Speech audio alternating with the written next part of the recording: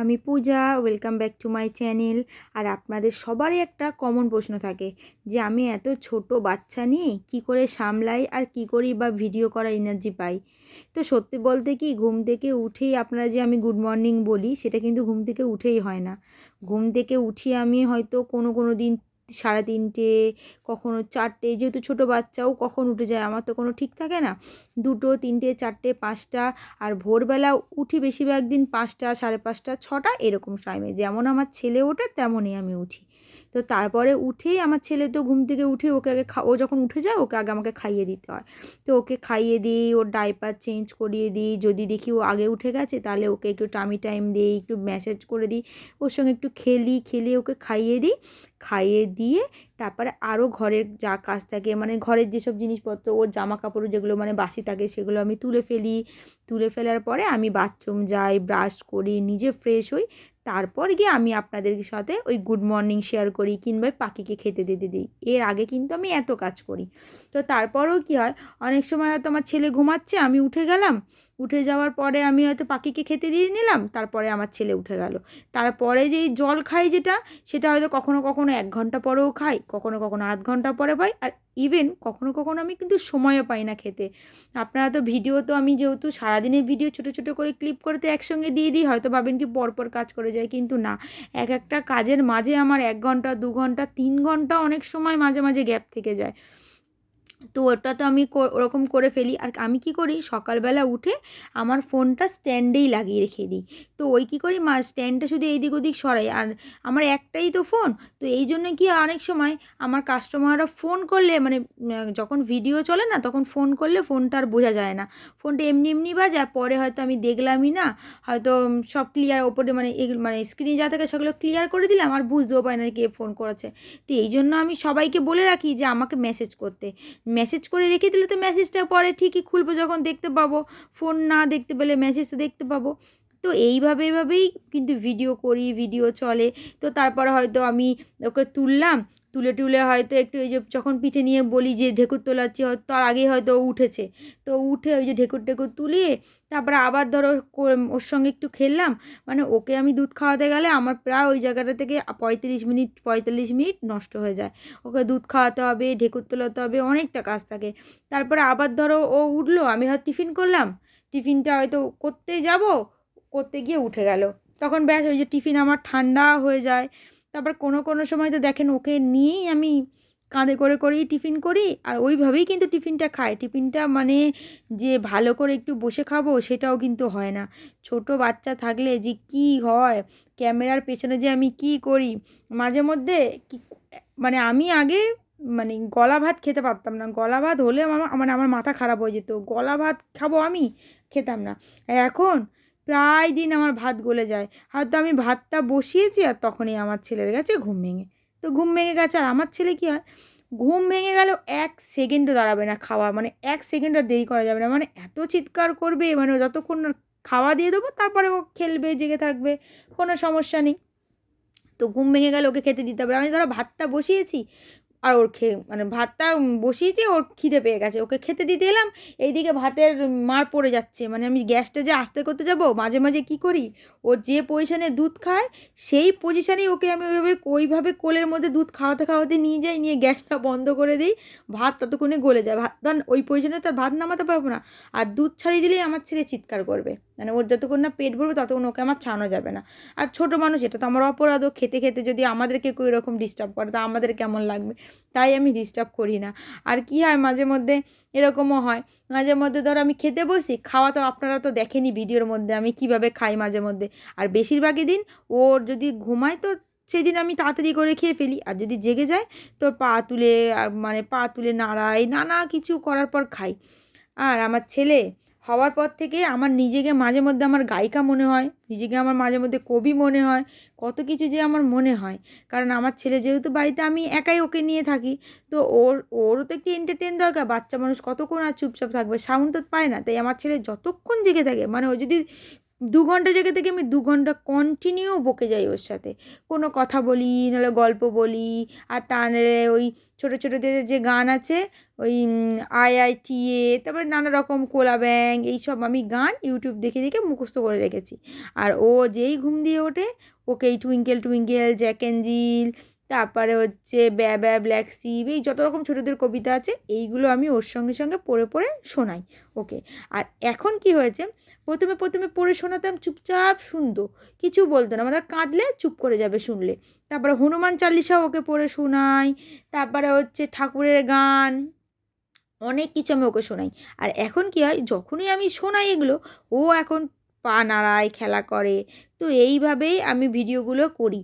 আর ভিডিওগুলো এডিট করি কীভাবে, এখন তো মানে আগে তবুও প্রতিদিনের ভিডিও প্রতিদিন দিতাম, এখন তো দেখতেই পান যে মানে ধরুন আমি 1 তারিখের ভিডিওটা আমি 3 তারিখে গিয়ে দিই, 2 তারিখেও প্রতি সময় দিতে পারি না। আর ধরো যেদিনকে সময় পাবো, সময়টা আমি কখন পাই, যখন আমার ছেলে খায় দুধ তখনই সময় পাই, তখন আমার কাছে থাকে ফ্রি টাইম।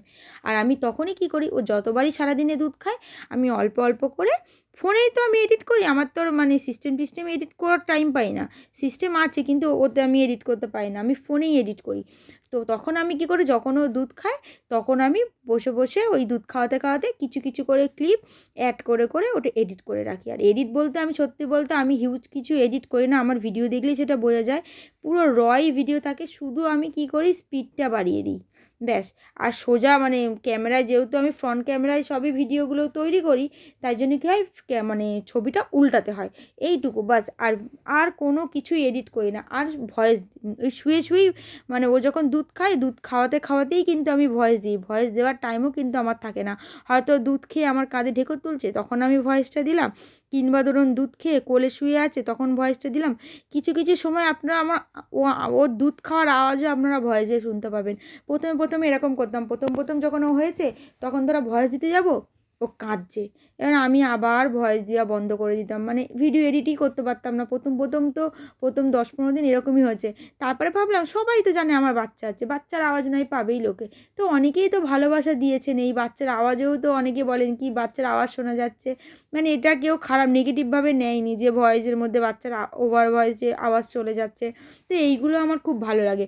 আর সত্যি বলতে কি, এত কাজ করার পরেও আমি, আর তাছাড়া যেহেতু দেখেন ওই জামা কাপড় মেলতে যাই তো ক্যামেরা ওই অবধি নিয়ে যেতে হয়, আবার ক্যামেরা করতে হয়, তো মানে এই পরিশ্রম তো হয়, অবশ্যই হয়। আর আমি এই পরিশ্রমটা সত্যি বলতে করতে পারি কেন, যে আপনারা আমাকে এত ভালোবাসা দেন বা এত ভালো ভালো কমেন্ট করেন, মানে একজনে যদি একটা ভালো কমেন্ট করে না, আমার খুব, আমি মন থেকে উৎসাহ পাই যে না ভিডিওটা করি।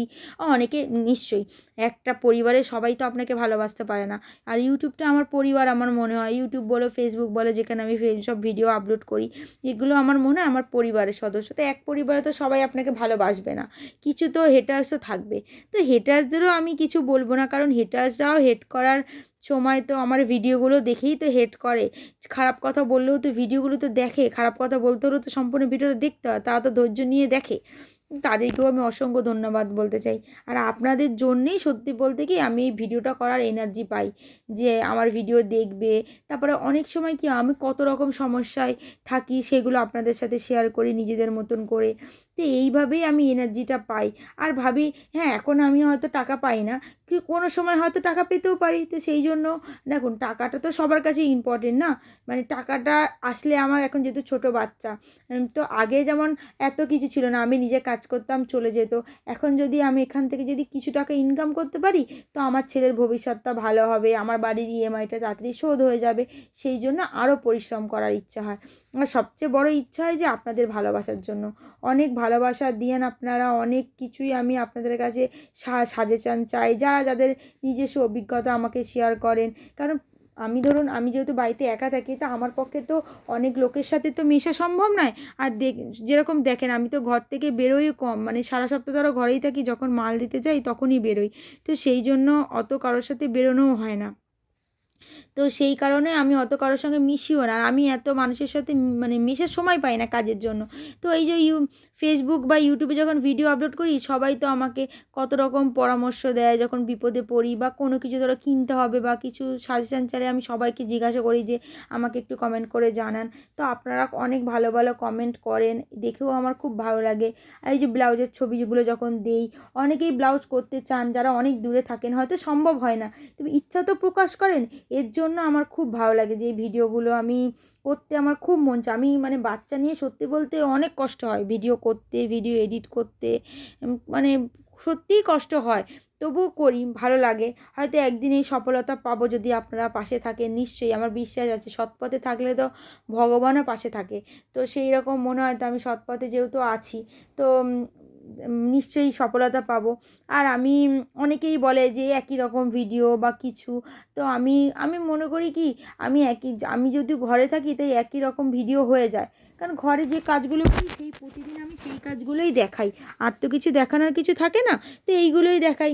তো এইগুলো অনেক সময়, আর আমি এমন কিছু বাজে ভিডিও আমার চ্যানেলে আমি করতেও চাই না আর করবও না, যেহেতু আগে করতাম, আগে হয়তো অনেক কিছু নাচের ভিডিও দিয়েছে বা কিছু দিয়েছে, আমি বলছি না ওগুলো খারাপ, যারা করে তারা খারাপ করে, তবুও ঠিক আছে, এখন একটা বাচ্চার মা হয়ে গেছি। তো এখন হ্যাঁ, এখনও নাচের ভিডিও হয়তো দিতে পারি, তো একটা সেইভাবে মানে মার্জিতভাবে, নিশ্চয়ই মার্জিতভাবে দেবো, যাতে পরবর্তীকালে আমার ছেলের চোখে না আমাকে ছোট হতে হয় যে বা কিছু। তো সেইগুলো খেয়াল করবো। তাছাড়া এই অ্যাকাউন্টটা তো আমার পেজ না, এটা আমার প্রোফাইল যেহেতু ছিল, তো সেখানে আমাদের স্কুলের অনেক ম্যাডাম, আরও বড় বড় অনেক টিচাররা থাকে, তো তাদেরকেও আমি রেসপেক্ট করি। তো এমন কিছু আমি এখানে দেবো না বা কিছু করব না যে তাদেরকেও ডিসরেসপেক্ট করা হয়, তাদেরও মানে খারাপ ভাবে যে তাদের ছাত্রী এখন কি করছে। তো এই হচ্ছে আমার ভিডিও করার কাহিনী, ভিডিও দেওয়ার কাহিনী, এইভাবেই এনার্জি পাই। আর সত্যি বলতে আমার ছেলের মুখের দিকে তাকালে আমার আরও এনার্জি বেড়ে যায়, যে আমার ছেলের জন্য এখন আমাকে অনেক পরিশ্রম করতে হবে, অনেক কিছু করতে হবে, আমার ছেলেকে বড় করতে হবে, ওর জন্য পরিশ্রম করতে হবে। আর ঘরে যদি বসে আমি কিছু টাকা যদি এখান থেকে ইনকাম করতে পারি, তো আমার ছেলের জন্য সেটা থাকবে। তো এই জন্য আরও এনার্জি পাই। আশা করব আপনারা সবাই আমার পাশে থাকবেন এভাবেই, যেভাবে পাশে আছেন, যেভাবে করছেন। আর এই যে এখন এই যে আমার ছেলেকে আমি এই যে টামি টাইম দিচ্ছি, তো এই ওর সঙ্গেই সারাদিন খেলতে খেলতে সারাদিন করে কখন যে সত্যি তো সময় চলে যায়। আর আগে তো তাও একটু দুপুরে আমি শুতাম, আর এখন তো সেটাও পারি না। সেই টাইমটাতে আমি মানে মেশিনের কাজ করি, যেহেতু ছোট বাচ্চা আছে।